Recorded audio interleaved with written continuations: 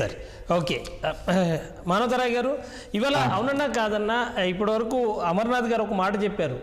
ఇవాళ 10 కోట్ల మంది ఒక్క దగ్గరికి వస్తున్నారు అని చెప్పనంటే దానికి ప్రపంచంలో ఎక్కడ లేదు ఆ మెకానిజం. వీళ్ళందరినీ ఒక పద్ధతి ప్రకారం పంపించాలి చేయాలి అని చెప్పనంటే కానీ సెంటిమెంట్లు కాదనలేము. అటువంటప్పుడు జరుగుతాయి. వీటిని కూడా రాజకీయంగా వాడడము అన్నది ఎంతవరకు సమర్థనీయం? ఇప్పుడు వాస్తవంగా అక్కడ పోలీసుల నియంత్రణ లేదండి. మన తెలంగాణ పోలీసులకి ఇక్కడ పోలీసులకి చాలా వ్యత్యాసం. అదే అనుకున్నాం, ఇంత ఈ విధంగా ఉన్నారు ఏంది, ఈ విధంగా ఉంటే ఏ విధంగా పరిపాలిస్తారు ఇక్కడ అని చెప్పి మేమందరం కూడా చర్చించుకున్నాం. అసలు మేము ఎందుకు పోయినాం? 29వ తారీఖు మౌని అమావాస్య రోజు మేము కూడా పుణ్యస్నానం ఆచరించి అక్కడ పితృదేవతలను సంతోషపెడదామని మేము పోయినాం. అక్కడికి చూసి అక్కడ పరిస్థితులు చూసి నేను కూడా 19వ సెక్టార్లో ఉన్నా. 19వ సెక్టార్లో మాకు కూడా అఖాడాలు ఉంటారు కదా, మాకు తెలిసిన స్వామీజీ గారు మాకు ఆతిథ్యం ఇచ్చారు. వారి దగ్గరే వారి అఖాడాలను మేము పడుకున్నాం. చూసిన తర్వాత వామ్మకి ఉండలేము ఇక్కడ పరిస్థితులు, ఆ బాత్రూమ్ కానీ అక్కడ ఉన్న పరిస్థితులు బట్టి మేము ఉండలేము అని చెప్పేసి మేము వెంటనే బయలుదేరేసి అక్కడ నుంచి స్నానం ఆచరించిన తర్వాత అయోధ్యకి వారణాసికి పోవడం జరిగింది. అక్కడ ఏంది, రైల్వే స్టేషన్ నుంచి జనాలు రైళ్ళు వస్తున్నాయి. వచ్చినప్పుడు జనాలను ఎట్లా ఏ విధంగా పంపాలి, ఒక పద్ధతి ప్రకారం పంపాలి. రోడ్లు మొత్తం ఇప్పుడు పోయే వాహనాలు లేవు, ఎదుటి వచ్చేవాళ్ళు అందరు కూడా జామ్ అయిపోవటం, ఆగిపోవటం, కాలు తీసి కాలు వేసే పరిస్థితి లేదు. ఏది ఇది 2 రోజుల ముందు ఈ పరిస్థితి ఉన్నప్పుడు 29వ తారీఖు 10 కోట్ల మంది వస్తారని మనం ముందే చెప్తున్నప్పుడు మరి ఎందుకు మనం జాగ్రత్తలు పాటించలేదు? జాగ్రత్తలు పాటించినట్లయితే ఒక క్రమ పద్ధతిలో జనాన్ని పంపించినట్టు తిరుపతిలో దర్శనానికి వస్తాడు మనం చూసాం. అట్లాంటి పరిస్థితులు లేవు అక్కడ. ఇష్టం వచ్చినట్టు వీఐపీలు లేరంట. నా వీఐపీ సంస్కృతిని అసలు ఎవడు వీఐపీ అక్కడ వారు అన్నట్టు నేను చెప్తాను కదా, ఎవడు పడితే వాడు కుయ్యన పోలీసు వాళ్ళు వస్తాను, వాడు చిన్న లీడరా పెద్ద లీడరా, అధికారులు సైతం జడ్జీలు సైతం తర్వాత వాళ్ళందరూ కూడా కుయ్యి అనుకుంటూ తీసుకొని పోతున్నారు. కుటుంబాలను తీసుకుపోతున్నారు, ఫ్యామిలీని తీసుకుపోతున్నారు. నిజంగా ఎవరో ప్రముఖులు ఒకళ్ళో ఇద్దరో వస్తే ఇబ్బంది లేదు. ఈ ప్రముఖుల వల్లనే ఈ వెరీ వీఐపీ పర్సన్లు ఎవరైతే ఇష్టం వచ్చిన వాళ్ళందరికీ కేంద్ర మంత్రులు సిఫార్సులు లేఖలు, రాష్ట్రంలో పార్టీ లేఖలు, వాళ్ళు ఇష్టం వచ్చినట్టు లేఖలు ఇచ్చేసి సామాన్యులు మాత్రం ఇబ్బంది పెట్టారు. మేము చూసాము. మాది మేము 2 కిలోమీటర్లు నడిచాము. మేమున్న అక్కడ 19 సెక్టర్ అంటే సంగమం పక్కనే, మాకు సంగమం పక్కనే నడుచుకుంటా వెళ్ళాం మేము. కానీ మా కార్ని 2 కిలోమీటర్ల దూరంలో పార్క్ చేసాం. కానీ చాలా మంది కార్లు చూస్తే మేము ఆశ్చర్యపోయినాం. అరే ఇష్టం వచ్చినట్టు కార్లు రావటం, జనాన్ని తప్పించుకోవటం, జనాన్ని గుద్దుకుంటూ పోవటం, ఈ విధంగా జరిగినాయి. ఈ తప్పిదాలు ఉన్నాయి, వైఫల్యం ఉందంటున్నాం. సరే, ఈ తప్పిదాలని మళ్ళీ పునరావృతం కానివద్దు. 26వ తారీఖు ఇంకా 3వ తారీఖున ఒక స్నానం ఉంది, 26వ తారీఖున స్నానం ఉంది. కాబట్టి ఈ రోజుల్లో ఇట్లాంటి సంఘటనలు జరగకుండా అప్రమత్తంగా వ్యవహరించాల్సిన బాధ్యత యూపీ పోలీసులకు ఉన్నది. యూపీ పోలీసులు ఫెయిల్యూర్ అయ్యారు. కాబట్టి మేము ఏమంటున్నామంటే దయచేసి తెలంగాణ వాళ్ళకు యూపీ పోలీసులకు ప్రభుత్వానికి ట్రైనింగ్ ఇవ్వాలి. మనం తెలంగాణలో పండగ సంక్రాంతి పోయేటప్పుడు ట్రాఫిక్ని ఏ విధంగా క్లియర్ చేస్తారు, ఆ విధంగా క్లియర్ చేసే పరిస్థితులు లేవు. నేను చెప్పాక మా కారులో ఉన్న ఓయూ విద్యార్థులే వీళ్ళంతా కలిసి దిగేసి గట్టిగా పోలీసులు అడిగి మేమేం చేయాలని చెప్పి అంటారు. మనోళ్లే పోయి అందరినీ సర్ది చెప్పి వాహనాలని దారి మళ్లించి కొంచెం కదిలించే ప్రయత్నం చేశారు. కాబట్టి దయచేసి మేము ప్రభుత్వాన్ని కోరేది ఏంటంటే ఇంకా ప్రాణాలు ఒక్కరా ఇద్దరా ఎవ్వరు కూడా చనిపోవడానికి వీలు లేదు. అట్లాంటి చర్యలు తీసుకుంటే పరిశుభ్రమైన పరిస్థితులు టాయిలెట్లు అవి సరిపోవు. అవి మీరు ఎంతమందికి మేము ఉంటేనే సరిపోలేదు. అవి శుభ్రం చేసేవాళ్లే లేరు, ఆడ క్లీన్ చేసేవాళ్ళు లేరు. తట్టుకోలేని భయభ్రాంతులు కొంతమంది అయితే ఇక మలమూత్రాలను కూడా ఆపుకున్న పరిస్థితి, అక్కడ ఎక్కడ పోయాలో అర్థం కాని పరిస్థితి. కాబట్టి ఇట్లాంటి పరిస్థితులు మళ్ళీ కనపడకుండా 26 రోజులు 7,500 కోట్లు రేకుల దారులు వేశారండి. రేకులతో దారులు వేస్తే అవి లెగుస్తున్నాయి, మనుషులకు గుచ్చుకుంటున్నాయి, అనేక రకాల అవస్థలు పడుతున్నవాడ.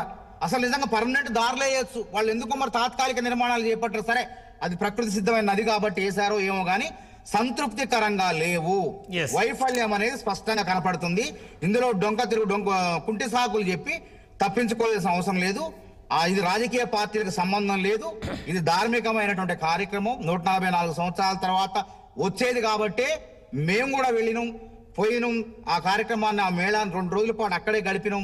ఆ గంగా, యమున, సరస్వతి నదుల యొక్క సంగమాన్ని చూసినాం. ప్రయాగరాజ్, అలహాబాద్ చరిత్రలో నెహ్రూ గారి ఇల్లు, ఆనందని అక్కడే ఉన్నాయి అన్ని.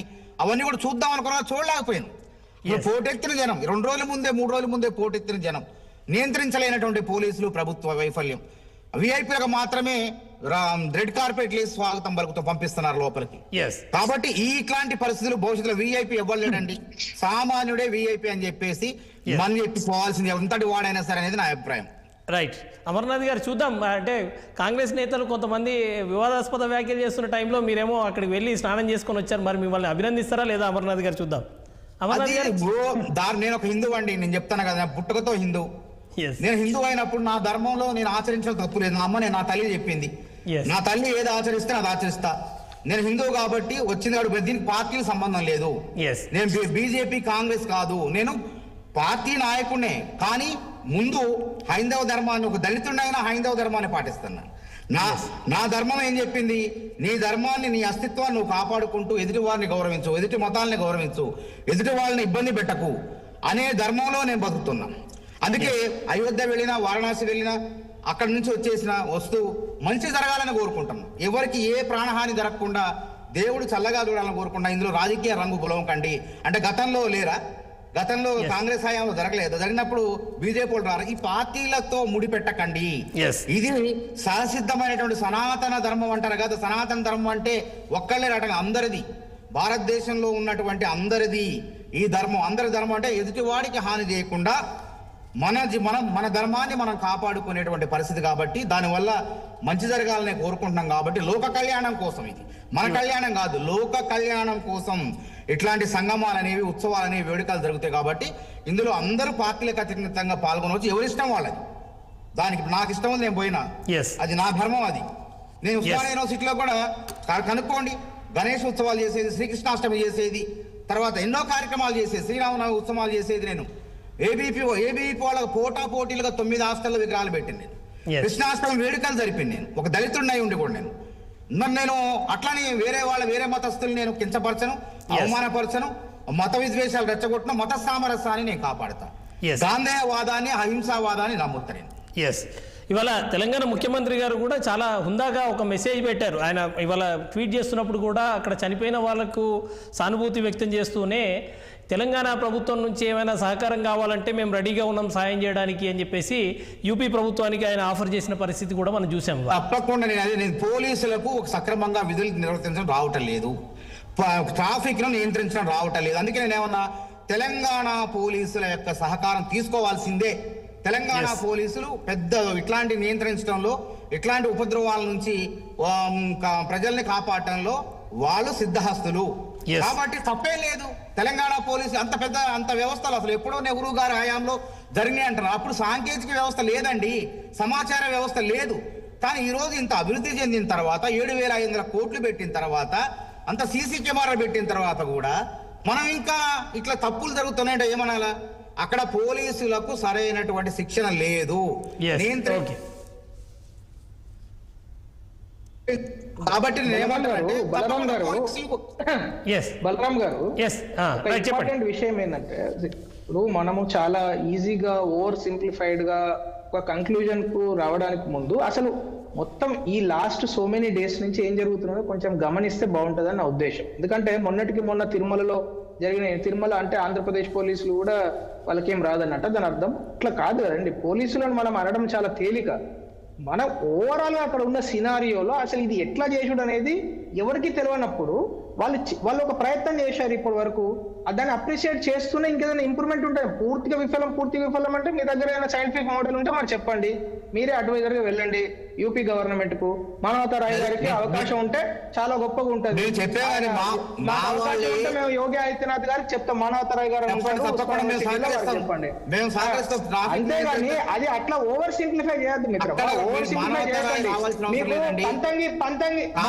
సంక్రాంతి అప్పుడు పంతంగి దగ్గర నుంచి, పంతంగి టోల్ గేట్ దగ్గర నుంచి 8 కిలోమీటర్లు కార్లు ఆగినాయండి. 8 కిలోమీటర్లు ఇక్కడి నుంచి సంక్రాంతికి ఒక పండుగకు వెళ్ళే జనాలనే ఇక్కడ కంట్రోల్ చేయలేకపోయినారని నేను అంటే అయిపోతుందా?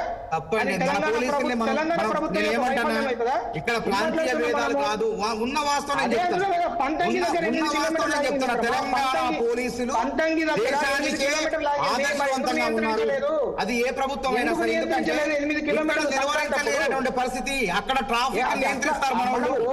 హైదరాబాద్ లో అయినా సరే అక్కడ ఒక 5 లక్షల మంది ఇక్కడ నుంచి అక్కడికి వెళ్తేనే రోడ్లు మొత్తం జామ్ అయినాయంటే అక్కడ 10 కోట్ల మంది 5 లక్షలకు ఉన్నటువంటి ఎక్కడ చేసింది? ఆ జిల్లా పోలీస్ యంత్రాంగం మొత్తం కూడా అప్పటికప్పుడు గంట వ్యవధిలోనే సార్, మొత్తం 50,000 అక్కడ ఉంటేనే తిరుమల ఆరుగురు అది చనిపోయారు. చెప్పేది 50,000 మందిలో నేను నాకు 50,000 మందికి 6 చనిపోయారు. నేను ఒక్కటే చెప్తున్నా అండి, Just 60,000 నేను ఒక విషయం చెప్తున్నా, నాకేమీ అబద్ధం ఆడని, నేను భగవంతుడు సాక్షిగా చెప్తున్నా, నాకు అబద్ధం ఆడాల్సిన అవసరం లేదు.